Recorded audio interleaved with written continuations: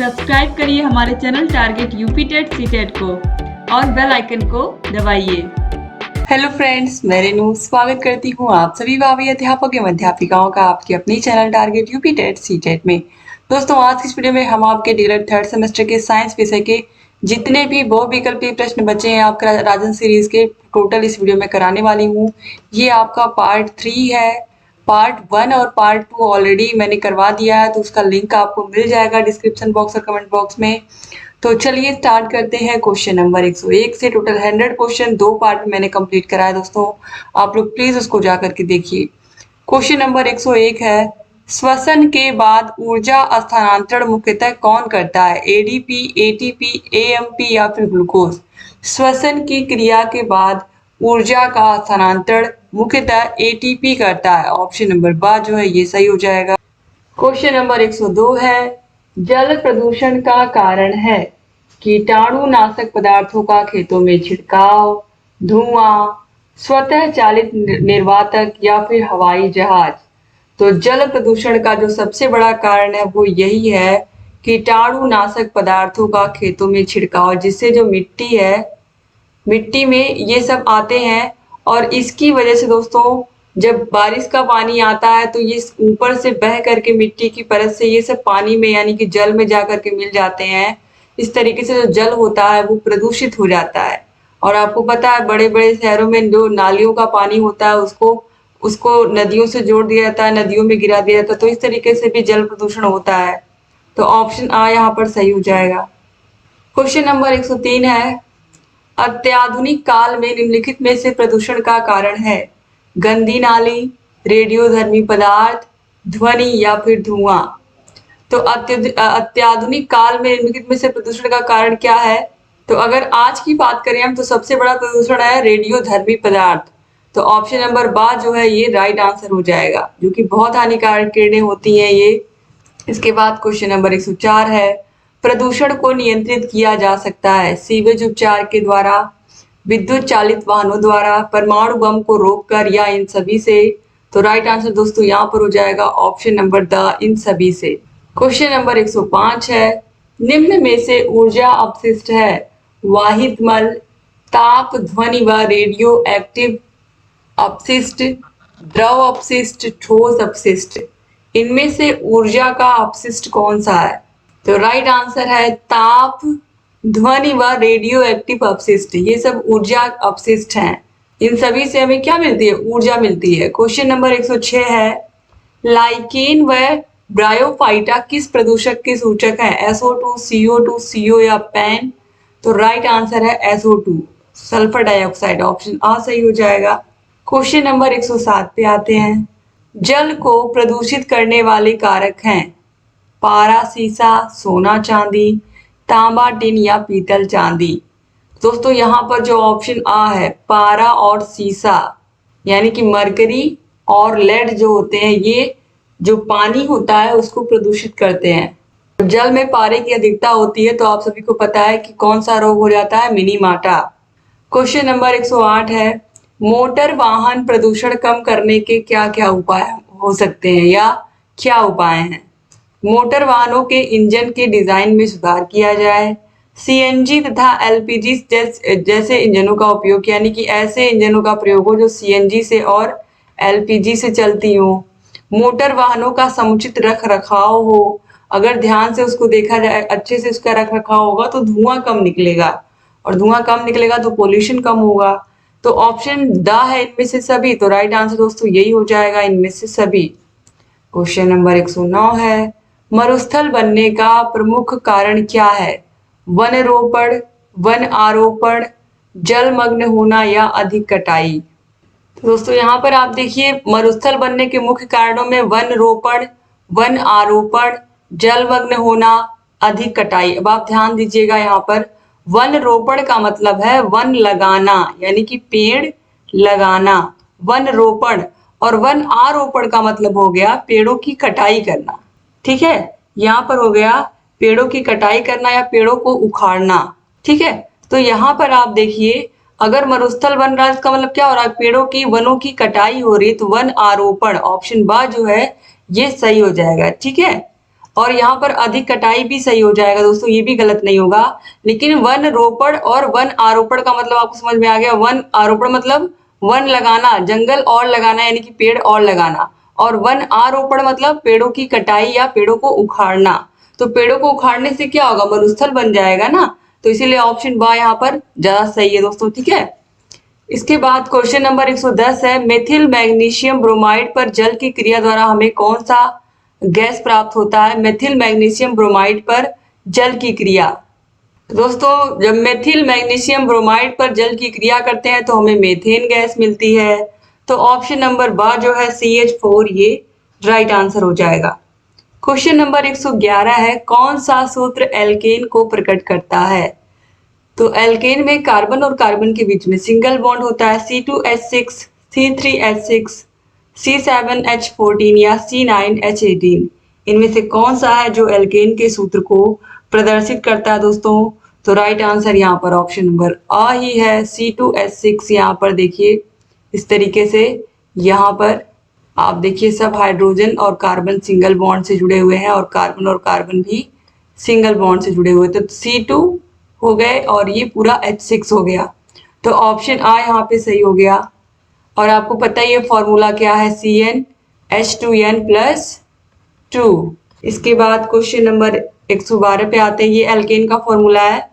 कच्चे फलों को पकाने में कौन सहायक है, बहुत इंपॉर्टेंट प्रश्न है। एथिलीन, मेथेन, एथेन या प्रोपेन। तो एथिलीन कच्चे फलों को पकाने में उपयोग किया जाता है। क्वेश्चन नंबर 113 है, यूरिया का संश्लेषण कहाँ होता है। वृषण में, फेफड़े में, यकृत में या अग्नाशय में। तो ये होता है यकृत में दोस्तों। ऑप्शन सा जो है ये राइट आंसर हो जाएगा। क्वेश्चन नंबर 114 पे आते हैं, वृक्कों का कार्य है श्वसन, निश्वसन, उत्सर्जन या फिर पाचन। तो वृक्कों का जो मुख्य कार्य होता है वो उत्सर्जन का होता है, तो ऑप्शन सा यहाँ पे राइट आंसर हो जाएगा। क्वेश्चन नंबर 115 पे आते हैं, विलियम हार्वे किसकी खोज के लिए प्रसिद्ध है, हृदय स्पंदन, पाचन या रक्त संचरण। तो दोस्तों विलियम हार्वे रक्त संचरण के लिए प्रसिद्ध है, ऑप्शन नंबर द जो है सही हो जाएगा। क्वेश्चन नंबर 116 है, निम्न में से कौन पूरे शरीर को रक्त की आपूर्ति हृदय से करता है, पेशियां, धमनियां, तंत्रिकाएं या सिराएं। तो राइट आंसर हो जाएगा धमनियां, ऑप्शन बा जो है सही हो जाएगा। क्वेश्चन नंबर 117 है, ग्लाइकोलिसिस में कितने एटीपी अणुओं का लाभ होता है। ग्लाइकोलिसिस में कितने एटीपी अणुओं का लाभ होता है, 0, 2, 4 या फिर 8। तो राइट आंसर है 2 अणुओं का, ऑप्शन बा सही हो जाएगा। क्वेश्चन नंबर 118 है, एटीपी क्या है। एक एंजाइम जो ऑक्सीकरण क्रिया चलाता है, एक हार्मोन, एक प्रोटीन, एक अणु जिसमें उच्च ऊर्जा युक्त फास्फेट बंद होते हैं।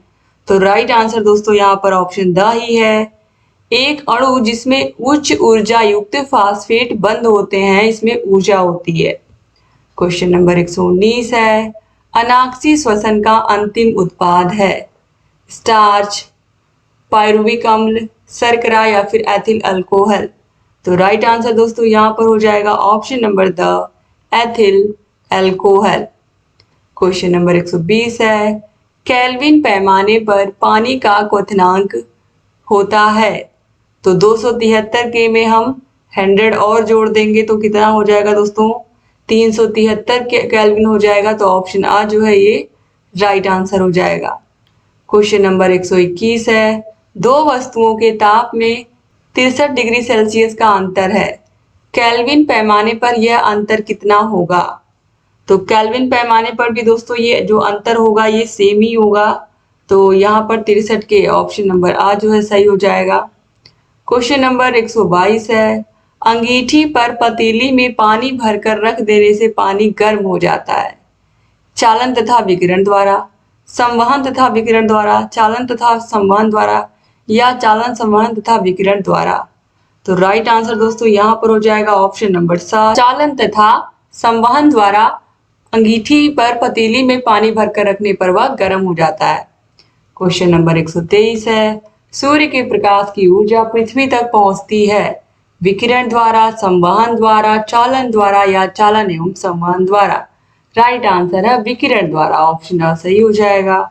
क्वेश्चन नंबर 124 है, वाष्पन की गुप्त ऊष्मा का मात्रक है कैलोरी, जूल, कैलोरी ग्राम या कैलोरी पर ग्राम डिग्री सेल्सियस। दोस्तों राइट आंसर हो जाएगा ऑप्शन नंबर सा कैलोरी पर ग्राम। इसके बाद क्वेश्चन नंबर 125 है, पानी की विशिष्ट ऊष्मा होती है अधिकतम, न्यूनतम, सामान्य या कुछ भी हो सकती है। तो पानी की जो विशिष्ट ऊष्मा होती है वो अधिकतम होती है। ऑप्शन नंबर आ जो है ये सही हो जाएगा। क्वेश्चन नंबर 126 है, ऊष्मा संचरण सबसे तेज होता है चालन द्वारा, संवहन द्वारा, विकिरण द्वारा या सभी के द्वारा। तो दोस्तों राइट आंसर यहाँ पर हो जाएगा ऑप्शन नंबर सा विकिरण द्वारा। क्वेश्चन नंबर 127 है, किसी अवतल दर्पण द्वारा बना प्रतिबिंब वस्तु के आकार के बराबर होगा यदि वस्तु फोकस व वक्रता केंद्र के बीच हो, वक्रता केंद्र पर हो, अनंत पर हो या दर्पण तथा फोकस के बीच हो। तो जब वस्तु वक्रता केंद्र पर होगी तो प्रतिबिंब वस्तु के आकार के बराबर होगा। तो यहाँ पर ऑप्शन नंबर बा जो है ये राइट आंसर हो जाएगा। क्वेश्चन नंबर 128 है, उत्तल दर्पण से बना प्रतिबिंब वास्तविक होता है, आभासी अथवा वास्तविक कुछ भी हो सकता है, सदैव आभासी होता है या उल्टा तथा छोटा होता है।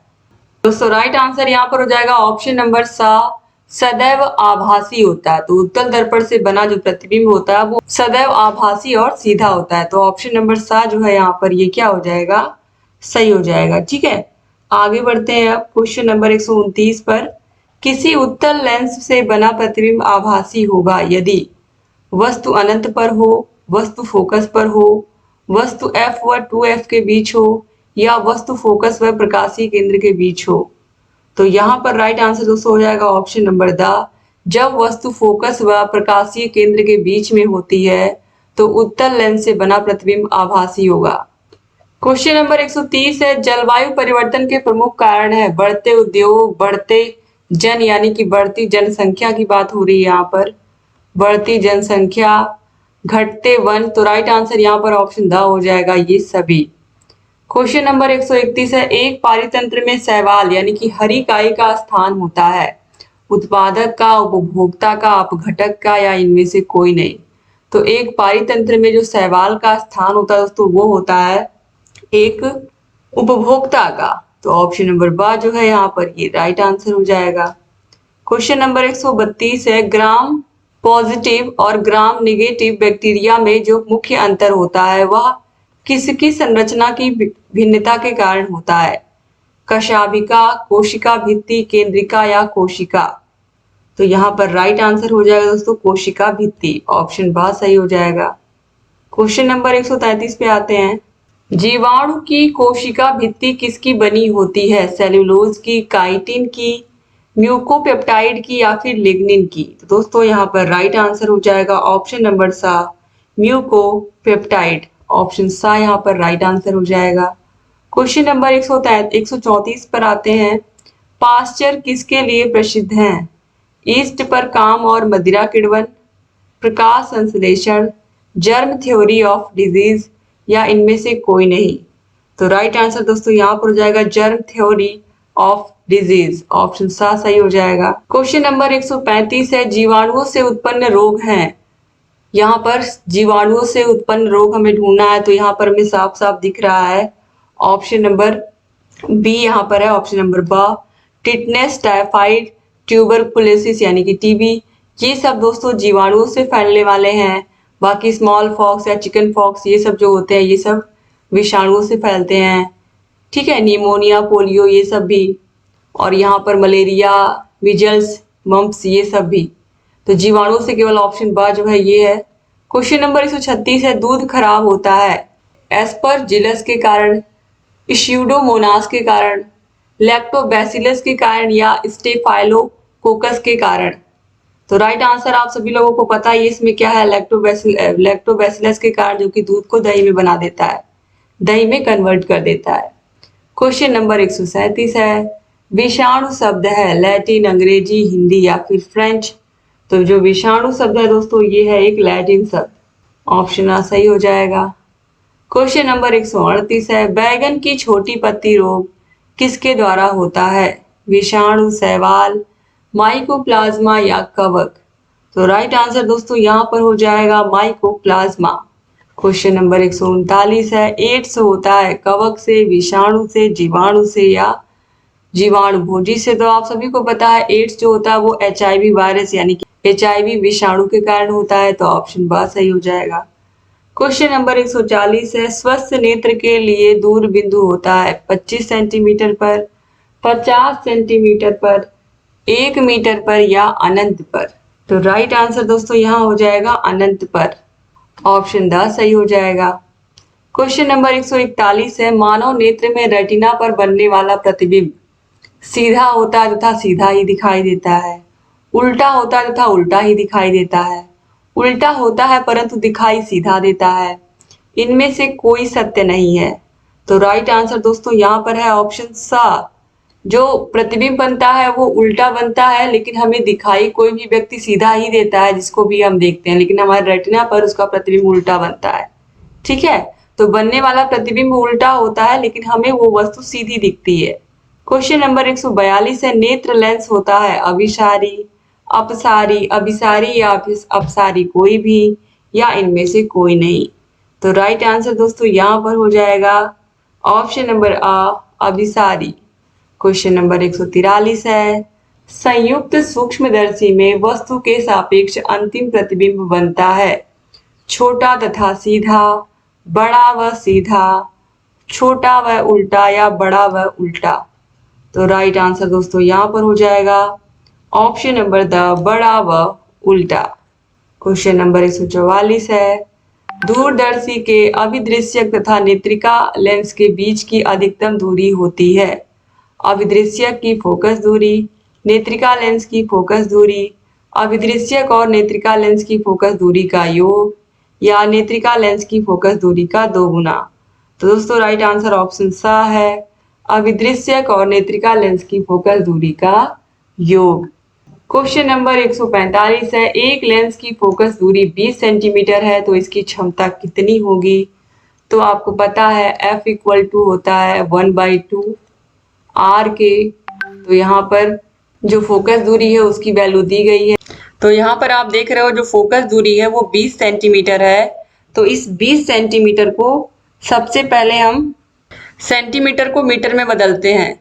ठीक है, तो यहाँ पर आप देखिए जो फोकस दूरी F है वो 20 सेंटीमीटर है। तो 20, अब यहाँ पर हम 100 से इसको भाग कर रहे हैं तो अब ये मीटर में कन्वर्ट हो गया। ठीक है, तो 20 पंजे 100, तो यहाँ पर 1/5 F इक्वल टू 1/5 मीटर के हो गया। ठीक है, F की वैल्यू हमको मिल गई। अब यहाँ पर आप देखिए, अब जो फॉर्मूला लगेगा यहाँ पर दोस्तों वो लगेगा P इक्वल टू 1/F। किसी भी लेंस की जब फोकस की क्षमता हम ज्ञात करते हैं तो जो फॉर्मूला लगाते हैं हम वो लगाते हैं P इक्वल टू 1/F के। तो P इक्वल टू 1/F के। तो यहाँ पर F की वैल्यू हमको पता ही है, तो यहाँ पर 1/1/5 और ये 5 अब ऊपर आ जाएगा तो ये हो जाएगा 5 डायोप्टर के। तो +5 डायोप्टर। तो यहाँ पर ऑप्शन नंबर द जो है ये राइट आंसर हो जाएगा। ठीक है, क्वेश्चन नंबर 146 है, एक उत्तल लेंस की क्षमता 2 डायोप्टर है, इसकी फोकस दूरी कितनी होगी। फिर यही फॉर्मूला हम लगाएंगे P इक्वल टू 1/F के। तो P की वैल्यू दी है 2 और यहाँ पर 1/F। तो F इधर आ जाएगा दोस्तों, तो F इक्वल टू 1/2 के। तो ये 1/2 मीटर है यानी कि आधा मीटर। आधा मीटर का मतलब, आधा मीटर मतलब 50। अब इस आधा मीटर को हम सेंटीमीटर में कन्वर्ट करेंगे क्योंकि यहाँ पर सेंटीमीटर में दिया हुआ आंसर। तो आधा मीटर में हम 100 से मल्टीप्लाई करेंगे तो यहाँ पर ये आप देखिए 50 आ गया और ये सेंटीमीटर हो गया, यानी कि जो फोकस है वो 50 सेंटीमीटर आ गया। तो ऑप्शन सा जो है ये राइट आंसर हो जाएगा। ठीक है, इसके बाद क्वेश्चन नंबर 147 पे आते हैं, दूर दृष्टि दोष से पीड़ित व्यक्ति का निकट बिंदु स्थित होगा 25 सेंटीमीटर पर, 25 सेंटीमीटर से कम पर, 25 सेंटीमीटर से अधिक पर या अनंत पर। तो राइट आंसर दोस्तों यहाँ पर हो जाएगा ऑप्शन नंबर स, 25 सेंटीमीटर से अधिक पर। क्वेश्चन नंबर 148 है, किसी गैस में निम्न प्रकार की तरंगें उत्पन्न हो सकती हैं, केवल अनुप्रस्थ, केवल अनुदैर्ध्य, अनुप्रस्थ तथा अनुदैर्ध्य दोनों, या आ व बा दोनों में से कोई नहीं। ऑप्शन नंबर बा यहाँ पे जो है दोस्तों केवल अनुदैर्ध्य, ये राइट आंसर हो जाएगा। क्वेश्चन नंबर 149 है, लोहे में निम्न प्रकार की तरंगें उत्पन्न हो सकती हैं। केवल अनुदैर्ध्य, अनुदैर्ध्य लोहे के अंदर तथा सतह पर अनुप्रस्थ, केवल अनुप्रस्थ, या इनमें से कोई नहीं। तो दोस्तों राइट आंसर यहाँ पर हो जाएगा ऑप्शन नंबर बा, अनुदैर्ध्य लोहे के अंदर तथा सतह पर अनुप्रस्थ। ये बिल्कुल राइट आंसर है दोस्तों। क्वेश्चन नंबर 150 है, गोली दर्पण की वक्रता त्रिज्या r तथा फोकस दूरी में क्या संबंध होता है? तो F इक्वल टू 1/2r के ऑलरेडी मैंने आपको भी बताया है। तो यहाँ पर आप देखिए ऑप्शन नंबर सा जो है राइट आंसर हो जाएगा। क्वेश्चन नंबर 151 है, एक उत्तल दर्पण की फोकस दूरी 15 सेंटीमीटर है, इसकी वक्रता त्रिज्या होगी। तो ये जो फॉर्मूला है F इक्वल टू 1/2r, तो यहाँ पर आप देखिए फोकस दूरी दी हुई है, तो F इक्वल टू 1/2r वाला फॉर्मूला आएंगे तो R इक्वल टू 2F के हो जाएगा, R इक्वल टू 2F के हो जाएगा। और F की वैल्यू यहाँ पर दी हुई है 15 सेंटीमीटर, तो यहाँ पर R जो है आपका ये हो जाएगा। तो यहाँ पर 15 दूनी 30 हो जाएगा, तो R की वैल्यू कितनी हो गई 30 सेंटीमीटर। ऑप्शन बा जो है यहाँ पर ये राइट आंसर हो जाएगा। वक्रता त्रिज्या 30 सेंटीमीटर हो गई। क्वेश्चन नंबर 152 है, उत्तल लेंस से समान आकार का प्रतिबिंब बनाने के लिए लेंस के मुख्य अक्ष पर वस्तु को रखना होगा। लेंस की फोकस दूरी पर, अनंत पर, लेंस की फोकस दूरी से दोगुनी दूरी पर, या लेंस की फोकस दूरी से आधी दूरी पर। तो लेंस की फोकस दूरी से दोगुनी दूरी पर जब हम रखेंगे तो उत्तल लेंस से समान आकार का प्रतिबिंब हमें प्राप्त होगा। ऑप्शन सा सही हो जाएगा। क्वेश्चन नंबर 153 है, एक व्यक्ति दर्पण में अपना सीधा तथा बड़ा प्रतिबिंब देखता है, तो वह दर्पण है उत्तल, अवतल, समतल या कोई भी। तो अगर व्यक्ति अपना सीधा तथा बड़ा प्रतिबिंब देख पाता है तो वो दर्पण जो होगा दोस्तों वो होगा अवतल दर्पण। ऑप्शन बा सही हो जाएगा। क्वेश्चन नंबर 154 पे आते हैं, पीले रंग की तरंग दैर्ध्य कितनी होती है? 4000 एंगस्ट्रॉम, 5000 एंगस्ट्रॉम, 6000 एंगस्ट्रॉम या फिर 8000 एंगस्ट्रॉम। तो राइट आंसर दोस्तों है 6000 एंगस्ट्रॉम। अगला क्वेश्चन देखते हैं। क्वेश्चन नंबर 155 है, निम्न में से कौन सा सही है? लाल हरा श्वेत बनाते हैं, हरा और नीला श्वेत बनाते हैं, लाल नीला और लाल श्वेत बनाते हैं, लाल नीला हरा श्वेत बनाते हैं। तो राइट आंसर दोस्तों ऑप्शन नंबर द है, लाल नीला हरा को मिलाएंगे तो श्वेत रंग यानी कि सफेद रंग प्राप्त होगा। क्वेश्चन नंबर 156 है, यदि लाल गुलाब को पीले प्रकाश से देखा जाए तो उसका रंग कैसा होगा? काला, सफेद, तीव्र लाल या पीला। तो दोस्तों राइट आंसर हो जाएगा ऑप्शन नंबर आ, काला। ठीक है, आगे बढ़ते हैं। क्वेश्चन नंबर 157 है, श्वेत प्रकाश के निम्नलिखित रंगों में से किस रंग की तरंग दैर्ध्य न्यूनतम होती है? पीला, लाल, बैगनी या हरा। तो राइट आंसर है बैगनी। ऑप्शन सा जो है सही हो जाएगा। क्वेश्चन नंबर 158 है, मानव नेत्र में रेटिना के किस स्थान पर वस्तु का प्रतिबिंब बनने से यह वस्तु दिखाई नहीं देगी? पीत बिंदु, अंध बिंदु, रेटिना या इनमें से कोई नहीं। तो राइट आंसर है अंध बिंदु। ऑप्शन बा सही हो जाएगा। क्वेश्चन नंबर 159 है, मानव नेत्र में अस्पष्ट प्रतिबिंब बनने का कारण? नेत्र लेंस तथा रेटिना के बीच की दूरी का आंख द्वारा समंजन, नेत्र लेंस का अपने स्थान से आगे या पीछे खिसकना, नेत्र लेंस की वक्रता त्रिज्या का आवश्यकता के अनुसार कम या अधिक होना, नेत्र लेंस का अपवर्तनांक बदलना।